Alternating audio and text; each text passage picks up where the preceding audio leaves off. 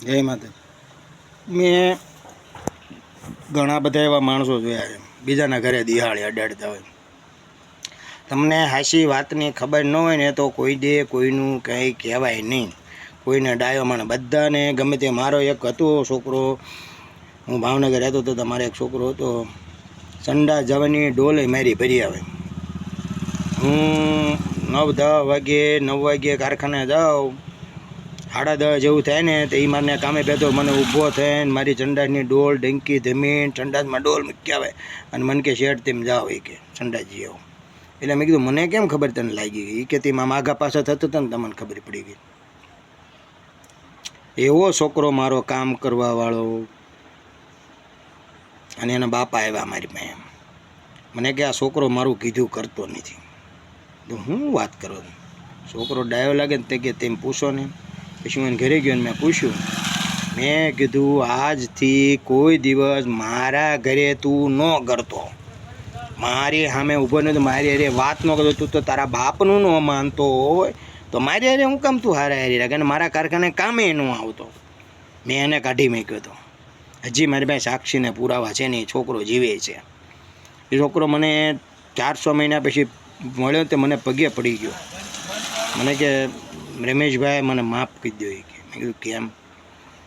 કે તમને નહીં ખબર હોય મારા ઘરની પરિસ્થિતિ. મારો બાપ એટલો ખતરનાક છે કે મારી બહેન દવા પીને મરી ગઈ છે, મારો ભાઈ દવા પીને મરી ગયો છે, હવે હું ઘરમાં એક જ વિધ્યો છું.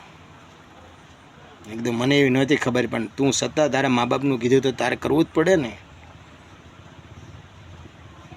વિચારો તમે, પણ તારા મા બાપનું કીધું કરે. તારી બાપો ભલે તને ગમે, તારી માર કેવી રોતી હતી તને ખબર છે ને? મારે હવે એક જ વિધ્યો છે ને, મારે આમ છે ને તેમ છે ને આમ તેમ.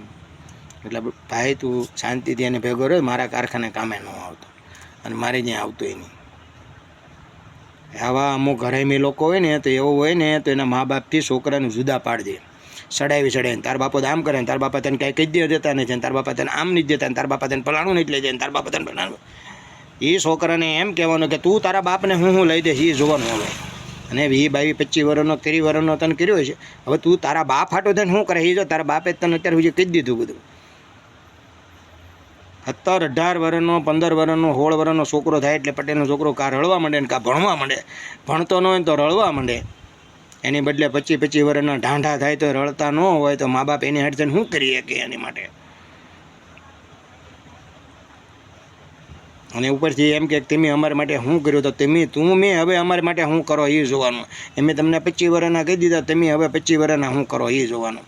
ગામને સડામણી લઈને નકરું ગામના દાહોલા કરો છો તો તમે તમારા માટે કંઈક કરો ને. તમારા બાપે અત્યાર સુધી બધું કર્યું તમારે હાટું થઈને.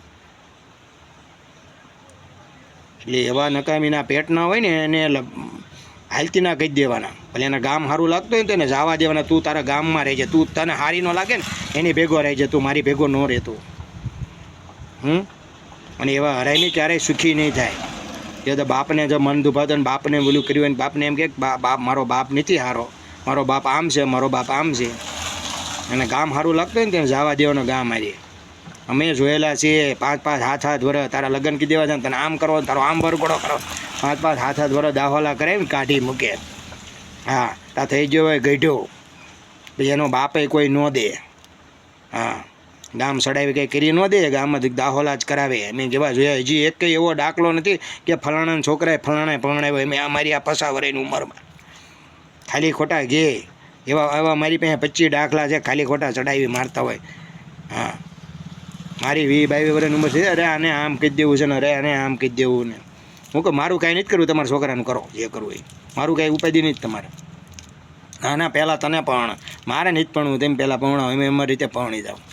આવા કે હા તમે સારું, તમારી પાસે સારું ભાળે, કામ બામ ને કંઈક ભાળે ને એટલે લોકો તમને આવા ફોલ આવે. તમારા માટે છોકરી જોવા જાવ. મારો બાપ નથી મારી માટે છોકરી જોવા જાવ. મારો સમય છે તો થઈ જશે. તમે અમારી પાસે સારું બોલશો તો જ થશે. એટલે આવા ચગાવે અને બોલે છે ને તૂટા તૂટ કામ કરે, આમથી આમ વાહ. મા બાપને ખબર હોય કે મારો છોકરો હું કરે, એ વડકું કરે કે બીજા થોડા વડકું કરે. એને કામ જ કરવાનું હોય. વાહ વાત કરવાનું, વાહ. અરે વાહ, તો મારો દીકરો જોરદાર. એટલે આવા હરામીથી શેટા રહેજો, નહીં તો તમારા માવતરની બેની જિંદગી બગડી જશે. હા, તમે હજી દુનિયા જોઈ નથી. હરામીના પેટના હોય છે, વખાણ કરવાવાળા, અને તમને ખાલી ખોટા વખાણ કરીને ઉભરાઈ મારશે અને થઈ જશો હેરાન. એ કહેતા સાડી મહિનાના કામ ધંધો કરો, અને કામ ધંધો કરશો, 5 રૂપિયા રળશો તો કોઈક તમારો બાપ બોલાવશે ને તમારો બાપ કોઈ બોલાવશે નહીં. હા, વટથી નહીં જીવી શકો તમે જિંદગીમાં. તે માય કાંગલીના પેટ ન હો તમે, એટલે તમે ન જીવી શકો તમે જિંદગીમાં. અને ઉપરથી તમારા મા બાપને એમ કહો છો કે તમે અમારા માટે શું કર્યું.